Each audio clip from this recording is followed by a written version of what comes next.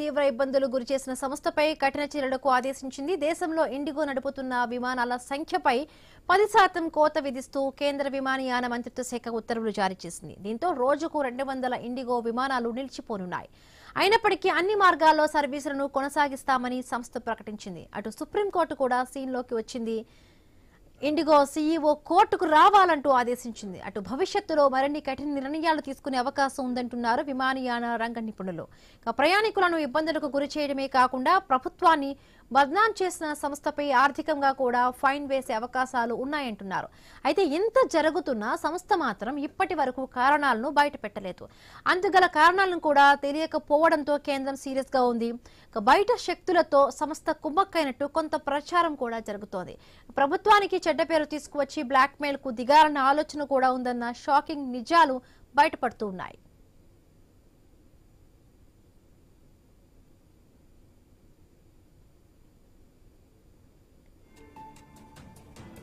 ప్రభుత్వం సీన్లోకి రావడంతో ఇటీవల నెలకొన్న సంక్షోభం ఇప్పుడిప్పుడే సద్దుమణిగిపోతోంది. పూర్తి స్థాయిలో కార్యకలాపాలను సాగించేందుకు అన్ని రకాలుగా కృషి చేస్తున్నట్టు కంపెనీ ప్రకటించింది. వేలాది విమానాలు రద్దు కావడం వల్ల ప్రయాణికులు తీవ్ర అవస్థలు పడడం, కేంద్ర ప్రభుత్వం తీరుపై తీవ్ర విమర్శలు వెల్లువెత్తాయి. దీంతో కేంద్ర పౌర విమానయాన శాఖ ఇండిగో సంస్థపై కొరడా జులిపించింది.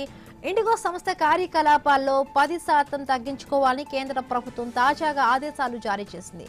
ఇండిగో సంస్థ కార్యకలాపాలను మళ్లీ సాధారణ స్థితికి తీసుకురావడానికి, విమానాల రద్దును తగ్గించడానికి 10% సర్వీసుల కోత అవసరమని పౌర విమానయాన మంత్రిత్వ శాఖ భావించింది. డీజీసీఏ మాత్రం మొదట్లో 5% సర్వీసుల కోత విధించాలని నిర్ణయించగా, తాజాగా విమానయాన మంత్రిత్వ శాఖ మాత్రం దాన్ని 10%కి పెంచింది.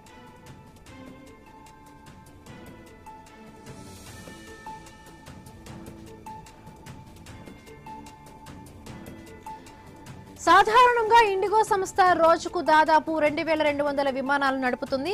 తాజాగా 10% తగ్గింపు వల్ల 200కు పైగా విమానాలు రద్దు కానున్నాయి.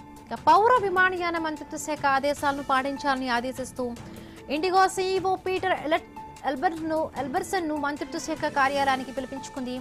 కారణాలను తెలుసుకునే ప్రయత్నం చేసింది. ఇప్పుడు సుప్రీంకోర్టు కూడా సంస్థకు నోటీసులు ఇచ్చింది. కోర్టుకు రావాలంటూ సీఈఓను ఆదేశించింది. సంస్థ కోర్టుకైనా కారణాలు చెప్పుతుందా? సంక్షోభానికి కారణాలను ఎందుకు బయట పెట్టడం లేదు? కారణాలపై ఏమైనా రహస్యం దాగి ఉందా? సర్వీసులను సాధారణ స్థితికి ఎందుకు తీసుకురావడం లేదు? కావాలనే కేంద్రాన్ని బ్లాక్మెయిల్ చేస్తుందా? ఇండిగో సంస్థనే ఇరుకున పడిందా?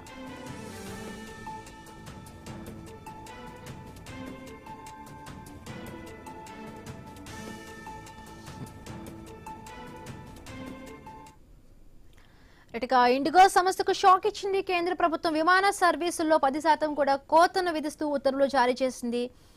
కఠిన చర్యలు తీసుకుంటామంటూ కూడా మంత్రిత్వ శాఖ వార్నింగ్ ఇచ్చింది. రైట్, దీనికి సంబంధించి పూర్తి డీటెయిల్డ్ అనాలిసిస్ మా ఇన్పుట్ శ్రీకాంత్ లైవ్ లో సిద్ధంగా ఉన్నారు. Over to you Srikanth. Thank you Himabindu. IndiGo సంక్షోభం నిజానికి చాలా ఎఫెక్ట్ పడిందని చెప్పాలి. జనరల్ ప్యాసింజర్స్ తో పాటు చాలా వరకు కార్గో లాంటి రవాణా వ్యవస్థ కూడా చాలా ఎఫెక్ట్ అయింది. తో పాటు వాటిపైన డిపెండ్ అయినటువంటి క్యాబ్ సర్వీసెస్ ఏవైతే ఉన్నాయో వాళ్ళపైన కూడా ఎఫెక్ట్ పడింది. సో అటు దేశీయ మార్కెట్ పైన కూడా చాలా ఎఫెక్ట్ పడింది. స్టాక్ మార్కెట్ లో కూడా 1000 కోట్ల రూపాయలు, ఆల్మోస్ట్ 40,000 కోట్ల రూపాయల వరకు కూడా నష్టం వాటిల్లింది. అట్ సేమ్ టైం ఒక్క ఢిల్లీలోనే చూసుకుంటే గనక అటు వ్యాపారం కానీ ఇటు పర్యాటకం కానీ, so at the same time industrial రంగాలకు కానీ ఆల్మోస్ట్ ఒక ఢిల్లీలోనే 1000 కోట్ల రూపాయల నష్టం వచ్చిందంటే, ఇక దేశవ్యాప్తంగా ముంబై లాంటి ఒక ఫినాన్షియల్ క్యాపిటల్ లాంటి ముంబైలో ఎంత భారీ నష్టం వచ్చి ఉండాలి, హైదరాబాద్ లో ఎట్లాంటి నష్టం వచ్చి ఉండాలి. సో రాకపోకలకు అంతరాయంతో పాటు కార్గో వ్యవస్థలో కూడా చాలా అంతరాయం కలిగింది.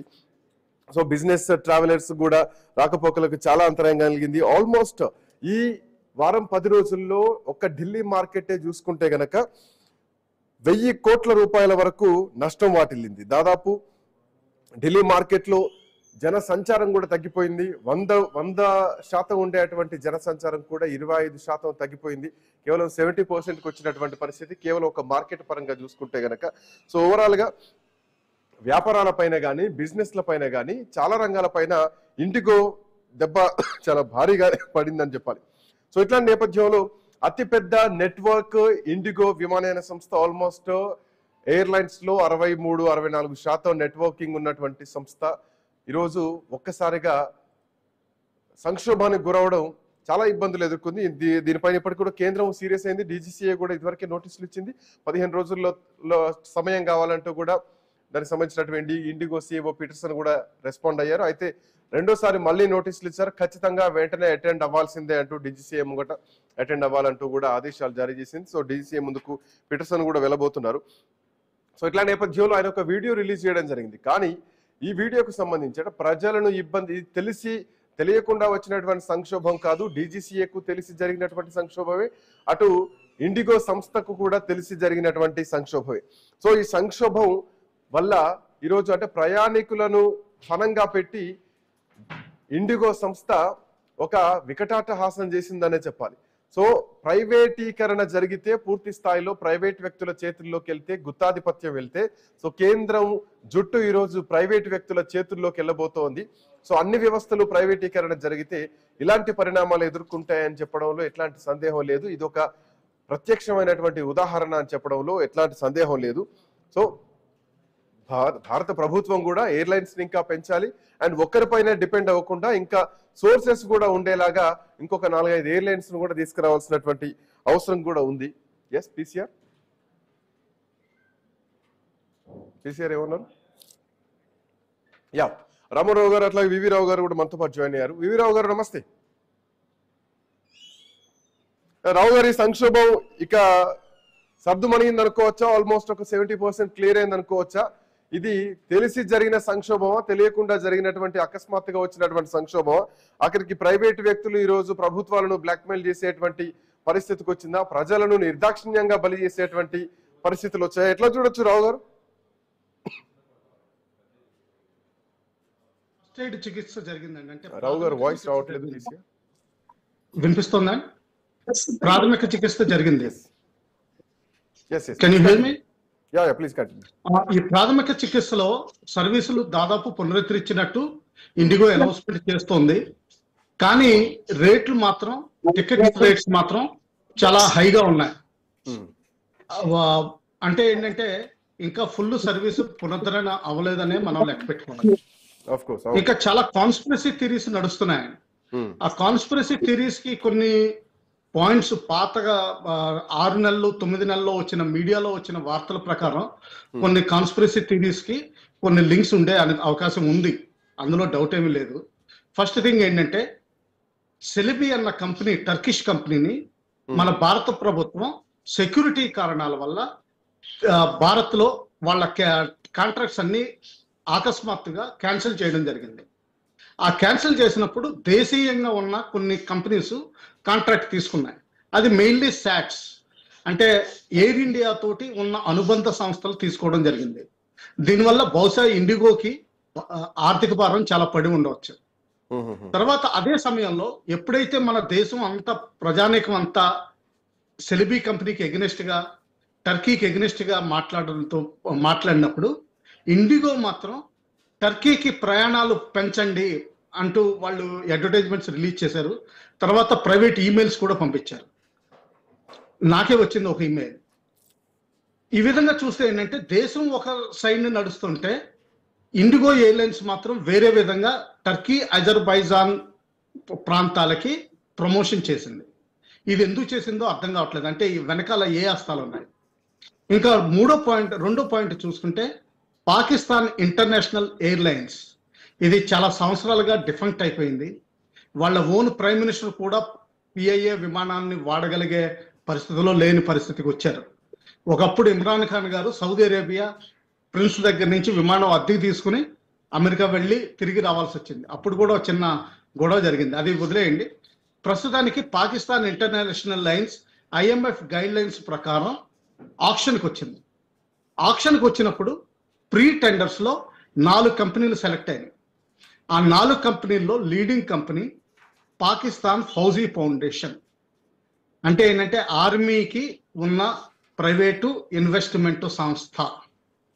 ఈ ఫౌండేషన్ పాకిస్తాన్లో మేజర్ ఇన్వెస్ట్మెంట్స్, మైనింగ్ దగ్గర నుంచి కార్పొరేట్ సర్వీసెస్ వరకు, చాలా వరకు సిమెంట్, ఇటువంటి వాటిలో చాలా వరకు ఉంది.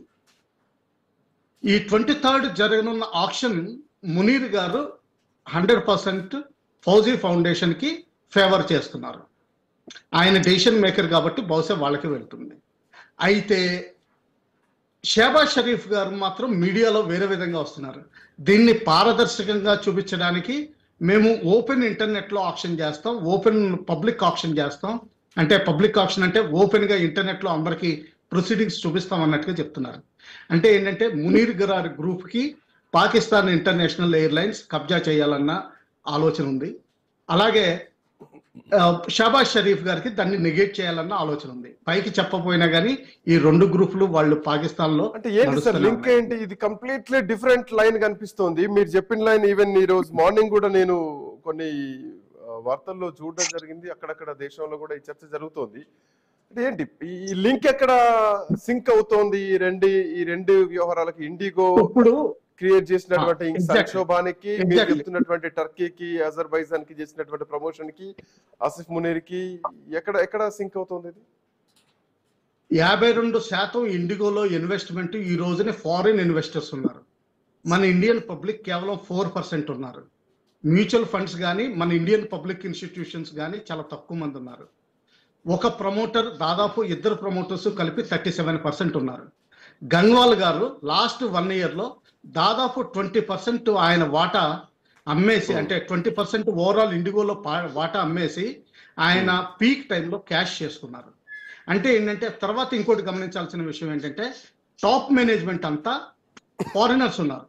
అంటే ఏంటంటే ఫారినర్స్ ప్రెషర్ ఎంపాయింట్ చేయాలని ఇండిగో మేనేజ్మెంట్ మీద, అంటే ఓనర్షిప్ మీద చాలా ప్రెషర్ వస్తుంది.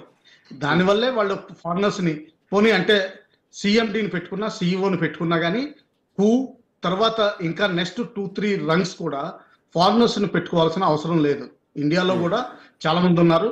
ఎయిర్ ఏషియా డిఫంక్ట్ అయినప్పుడు, ఎయిర్ ఏషియా టాటా గ్రూప్ లో కలిసిపోయినప్పుడు అక్కడి నుంచి బయట వచ్చేసిన స్టాఫ్ చాలా మంది ఉన్నారు మన ఇండియన్స్.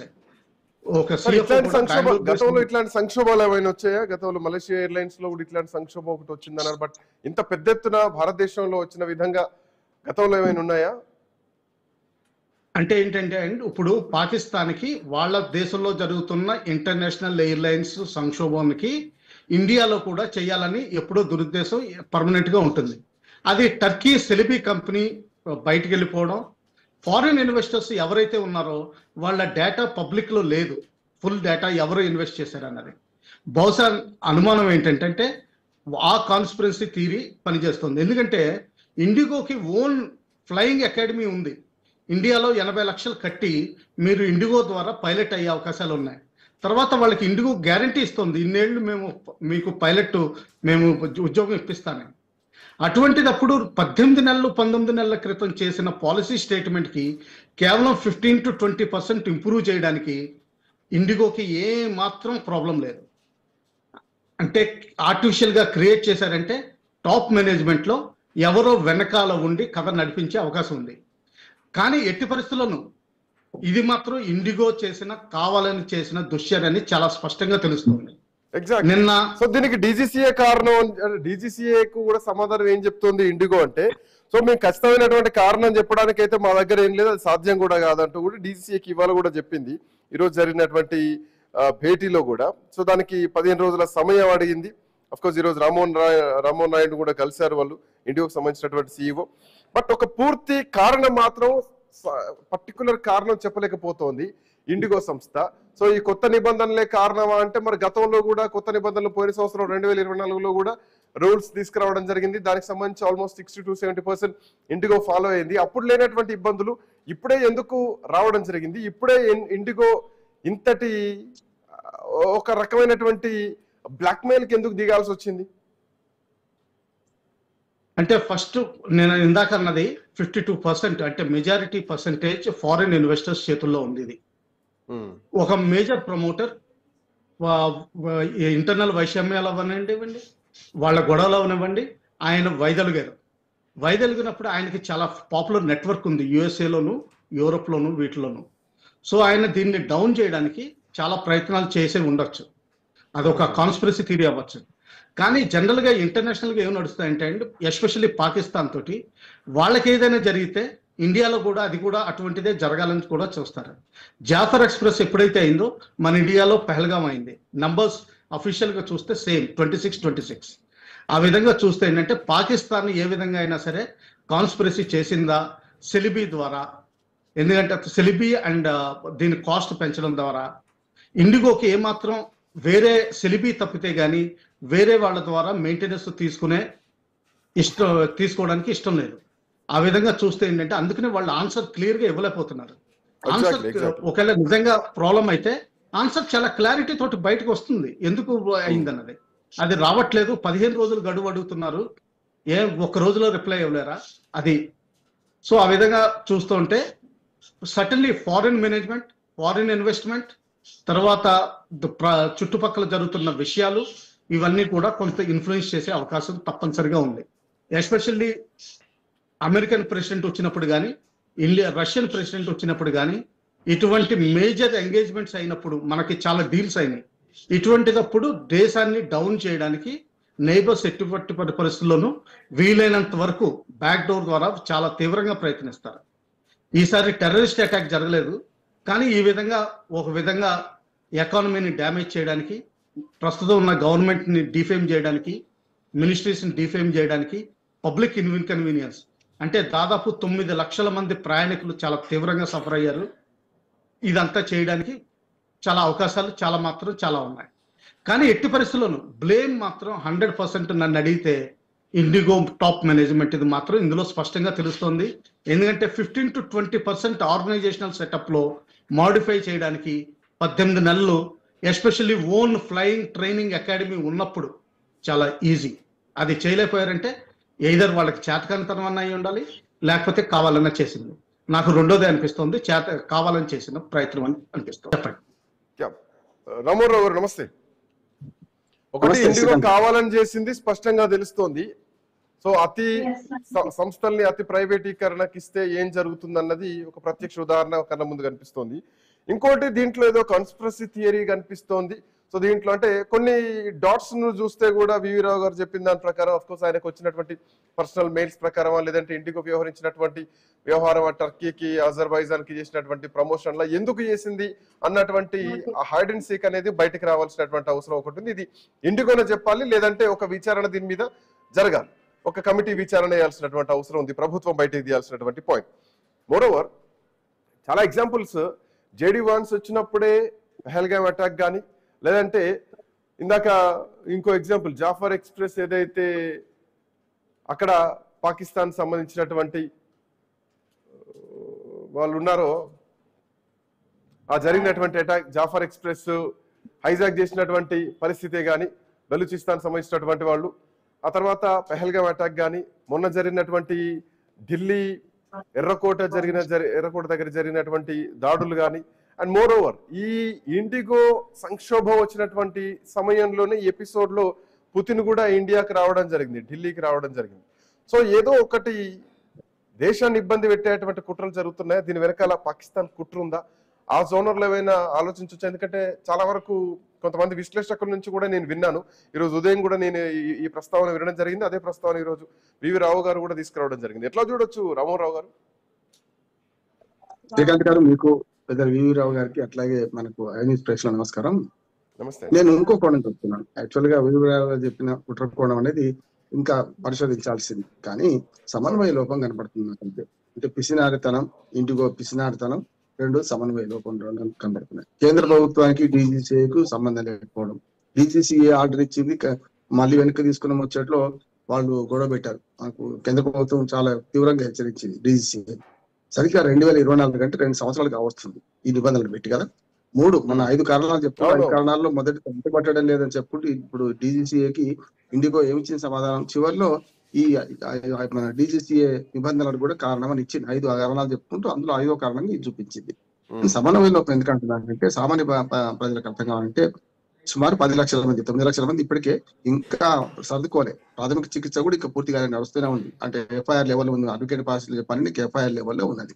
కానీ ఈ స్థితిలో నాకైతే స్పష్టంగా కనపడింది. కుట్రకోణం పక్కన పెడతాం, సమన్వయ లోపం ఎందుకు కనపడుతుందంటే 2024 నుంచి ఇప్పటిదాకా మొట్టమొదటిదేమో సుమారు 60% ఫ్లైట్లు ఇండిగో నడుస్తున్నాయి, 65% ప్రయాణికులు చేరవేస్తున్నది. ఈ మిగతా మిగిలిన ఏమైంది మనకు మనకు కింగ్ ఫిషర్ ఎప్పుడో పోయింది, ఏమున్నా స్పైస్ జెట్ చిన్న పాట. అట్లాగే ఇటు పక్కన పోతే ఎయిర్లైన్స్ మన ఎయిర్ ఇండియా, ఈ రెండు ఉన్నాయి. టాటా పరంగా ఎక్కడ మొదలైంది ప్రస్తుతం అక్కడికి చేరుకున్నాయి. కానీ నేను చిన్న ఉదాహరణ చెప్తాను. ఆర్టీసీలో ఒక బస్సుకు గతంలో 9 మంది పనిచేసేవాడు. అంటే మెకానిక్ మంది పెడితే డిపో మీద దాకా అన్ని రకాల డ్రైవర్, కండక్టర్ కలిసి. ఏది ఆర్టీసీలో అంటే ప్రభుత్వ ఆధీనంలో ఉన్న. అదే ప్రైవేట్ వాడైతే ముగ్గురుతోనే నడుపుతారు దాన్ని ఒక బస్సును. అంటే అన్ని రకాలుగా ముగ్గురుతో, డ్రైవర్, కండక్టర్, అన్ని మిగతా సిబ్బంది అంతా ఒక శాతంగా ఎక్కుంటారు. అటువంటి అప్పుడు ఏమైందంటే ప్రైవేట్ బస్సు వాళ్ళకి లాభాలు వస్తున్నాయి, వీళ్ళకేమో నష్టాలు వస్తున్నాయి. ఎయిర్ ఇండియా జరిగింది అదే. ఎయిర్ ఇండియాకు విమానాలు తక్కువ ఉన్నాయి, సిబ్బంది ఎక్కువ ఉన్నారు, మెల్లమెల్ల తక్కువ చేస్తారో తెలియదు. కానీ ప్రైవేటీకరణ అది కూడా జరిగినట్టు టాటా వాళ్ళు తీసుకున్నాక ఇక్కడ ఏమవుతుందంటే దానికి ఇండిగో పోల్చుకుంటే, ఇండిగో వచ్చినాకనే ఈ ప్రైవేట్ విమాన సంస్థలు వచ్చినాకనే రేటు తక్కువైనాయి కదా. నేను చాలా సార్లు ప్రభుత్వ పరంగా ఎయిర్ ఇండియాలో, మన ఇండియన్ ఎయిర్లైన్స్ లో ఎయిర్ ఇండియాలో ప్రయాణం చేసిన సందర్భాలు ఉన్నాయి. దానికి దీనికి చాలా రేటు తేడా ఉంటుంది. మనకు అన్ని ప్రభుత్వ అధికారులు, ఎగ్జిక్యూటివ్స్ చెప్పాలంటే అధికారులు, ఎంపీలు వీళ్ళే తిరుగుతారు ఈ విమానంలో. సామాన్య ప్రయాణికుడు నాలాంటి వాడు ప్రభుత్వ ఖర్చుతో పోకపోతే ఎలా తిరుగుతున్నాం? అయితే స్పైస్ జెట్ లేకుంటే ఇండివిజువల్ తిరుగుతున్నాం. ఎందుకు 5,000, 10,000 అంటే అక్కడ 15,000 ఉంటే ఢిల్లీకి, హైదరాబాద్ నుంచి 15,000 ఇండియన్ ఎయిర్లైన్స్ వాళ్ళు ఉంటే ఇక్కడ ఎంత జరుగుతుంది? 5,000 కూడా పోయినాం. ఒక్కోసారి 4,500, 5,000 కూడా పోతున్నాం. అంటే ఏమిటి? సిబ్బందిని తక్కువ చేసుకొని వాళ్ళు తక్కువ ధరకు మనకు అందిస్తున్నారు. అది జరిగింది కదా. ప్రైవేటీకరణ పోటీ ఉంటే ప్రభుత్వమైన బాగుపడుతుంది. నేను ప్రైవేటీకరణ జరగాలి ఏదో ఘోరం జరిగిందని నేను అనుకుంటున్నాను. నువ్వు పిల్లి నల్లదా తెల్లదా సమస్య ఎలకని పట్టాలి కదా. ఇక్కడ జరిగింది ఏంటంటే DGCA నిబంధనలు విధించి 2 సంవత్సరాల తర్వాత మొన్న నవంబర్ నెలలో సర్క్యులర్ చేసేదాకా ఎందుకు ఈ ఇండిగోను గట్టిగా ఒత్తిడి చేయాలని నేను అడుగుతున్నాను. అక్కడ DGCA చేయలేదు 2024 నుంచి. నేను అందుకని వీవీరావు గారు చెప్పిన కుట్రకోణం ఒకటి ఉంది, దాన్ని మళ్ళీ చెప్పడం బాగుంటది కనుక నేను దాని లోపు వదిలేను. 2 ఏళ్ళ నుంచి ఆల్మోస్ట్ జనవరి వస్తే 2 ఏళ్ళ నుంచి ఎప్పుడైనా ఒక నిబంధన కొత్తది పెట్టినప్పుడు శ్రీకాంత్ గారు ఒక 6 నెలలు 3 నెలలు టైం ఇస్తారు, కాకపోతే మళ్ళీ 3 నెలలు టైం ఇస్తారు. కానీ అట్లా కాకుండా ఈ 2 ఏళ్ళు ఆగి మొన్న నవంబర్ నాడే మొత్తం టైట్ చేసేసిన బాటిల్ మూసేస్తున్నాం అంటే ఏమైతుంది? పిల్లల్ని గదిలేసి కొట్టినా అవుతుంది. అంటే ఇప్పుడు ఏమైతుంది? వీళ్ళు పెట్టినటువంటి రూల్స్ కి సిద్ధంగా లేదు ఇండిగో అన్నటువంటి విషయం కూడా DGCAకి తెలుసు కూడా కనీసం మందలించలేనటువంటి పరిస్థితి. ఇది 2 వైపుల నుంచి తెలిసి జరిగినటువంటి తప్పిదమే. కేంద్ర ప్రభుత్వానికి DGCAకు సమన్వయం లేదు, DGCAకు ఇంకొక సంబంధం లేదు. ఇంకో మాట చెప్తాను. ఇక్కడ జరిగింది ఏంటంటే మొన్న గట్టిగా చేసిన తర్వాత ఒక నివేదిక ఏం చెప్తుందంటే ఇప్పుడు స్పేస్ టైం తక్కువ చేశారు, ఫ్లయింగ్ టైం తక్కువ చేశారు. 12 గంటల బదులు 10 గంటలు. అట్లాగే పైలట్ రెస్ట్ పెంచారు కదా, 45 గంటలు, 36 నుంచి 45 గంటలు పెట్టారు. ఒక అర పూట పెరిగింది ఒక రోజులో. అట్లాంటప్పుడు ఒక 300 మంది పైలట్లు, సపోర్టెడ్ సిబ్బంది ఇంకో 200 మంది కావాల్సి వస్తుంది. ఈ 500 మందిని పెడితే ఇదే 5,000కు ఢిల్లీ దాకా ప్రయాణానికి వీళ్ళు చౌకలు అందించలేరు. కానీ అందించకపోవడం ముఖ్యం కాదు. నేను ఒక మాట చెప్తున్నాను, జీతాల సంగతి వీవరావు గారు బాగా తెలుసు. కానీ నేను 2 లక్షలు ఒక పైలట్ కు 2-3 లక్షలు వేసుకున్నాం యావరేజ్ గా.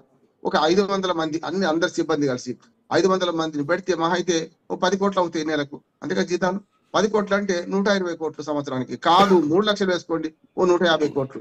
ఈ 150 కోట్లు ఎవరి మీద పడతారు? రేపు పొద్దున ఇండిగో సంస్థ అయితే భరించదుగా. నష్టం అయితే ఎయిర్లైన్స్ భరించదు. ఇండియా మనకు ప్రభుత్వాధీనం ఉన్నప్పుడు భరించిన ఇప్పటిదాకా రకరకాల అన్ని రేట్లు ఉన్నా కూడా నష్టాలు నడిచింది. 80,000 కోట్ల నష్టాలు అయిన తర్వాతనే మనం వీళ్ళకు టాటా అప్పచెప్పినాం కదా. అందుకని నేను ఏమంటున్నానంటే ఒక 150 కోట్లు 200 కోట్లు పడతాయి అనుకోండి. దీనిలో 2 కొరత వచ్చింది. ఒకటేమో విమానాలు కనీసం ఇంకొక 50 నుంచి 100 విమానాలు కావాల్సి వచ్చింది, ఫ్లయింగ్ టైం తక్కువ కావడం. ఎందుకంటే 2 గంటలు తక్కువైతే మొత్తం దాదాపు 1000 సర్వీసులు నడుపుతుంది కదా. రెండోది పైలట్ల కొరత, మన సపోర్టెడ్ సిబ్బంది కొరత 2 అయింది.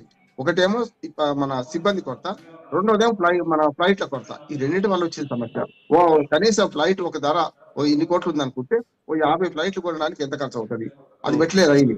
అందుకని నా ఉద్దేశం ఏంటంటే ఈ 3 కంట్రోల్ చేయడంలో, ఇండిగోని కంట్రోల్ చేయడంలో DCCA, తర్వాత DGCA, తర్వాత కేంద్ర ప్రభుత్వం వీళ్ళిద్దరిని కంట్రోల్ చేయడం విఫలమైంది. అందుకని మనం చూడండి, రామ్మోహన్ నాయుడు కోపం వచ్చింది. సాఫ్ట్ యువకుడు, మంచివాడు, సమస్య లేదు, నా మిత్రుడు కూడా. నేనేమంటానంటే ఆయన కూడా ఎందుకు కోపం వచ్చింది? మీరు నిబంధనలు పెట్టనేలా మళ్ళీ వెనక్కి తీసుకున్నప్పుడు మాకు చెప్పరా అని అన్నాడు కదా.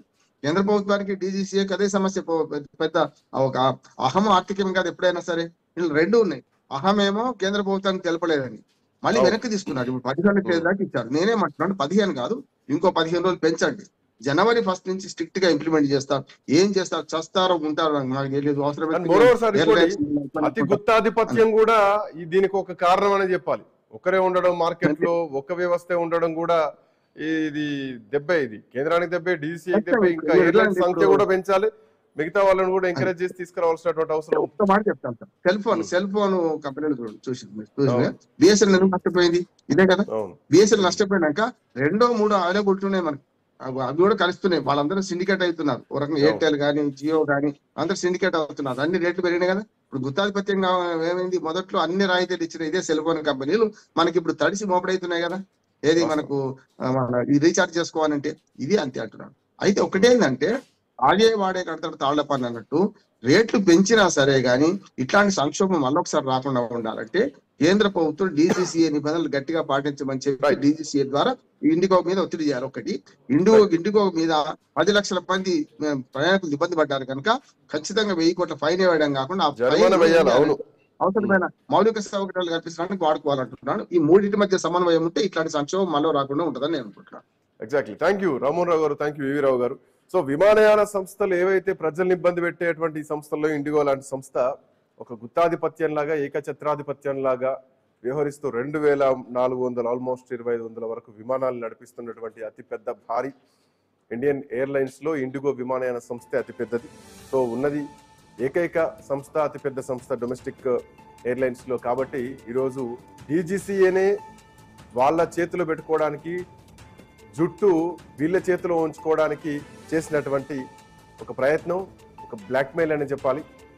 సో ఇట్లాంటి కుట్ర, ఈ సంక్షోభం కాదు, DGCA చేసినటువంటి కుట్ర. సో దీని వెనకాల ఇంకా కొన్ని విదేశీ శక్తులు ఏమున్నాయన్నటువంటి విషయం పైన కూడా చర్చ బలంగా అయితే నడుస్తుంది దేశవ్యాప్తంగా. చూద్దాం దానిపైన కూడా ఎట్లాంటి రియాక్షన్ వస్తుంది. బట్ ఇప్పటివరకు అయితే దీనికి కారణం ఏంటి అన్నది మాత్రం DGCA చెప్పలేకపోతుంది. అంతర్గతంగా ఏం కారణం అన్నది మాత్రం బయటకు చెప్పలేకపోతుంది. బట్ ఇది DGCAకి, ఇండిగో విమానయాన సంస్థకి ఇద్దరికి తెలిసి జరిగినటువంటి సంక్షోభం.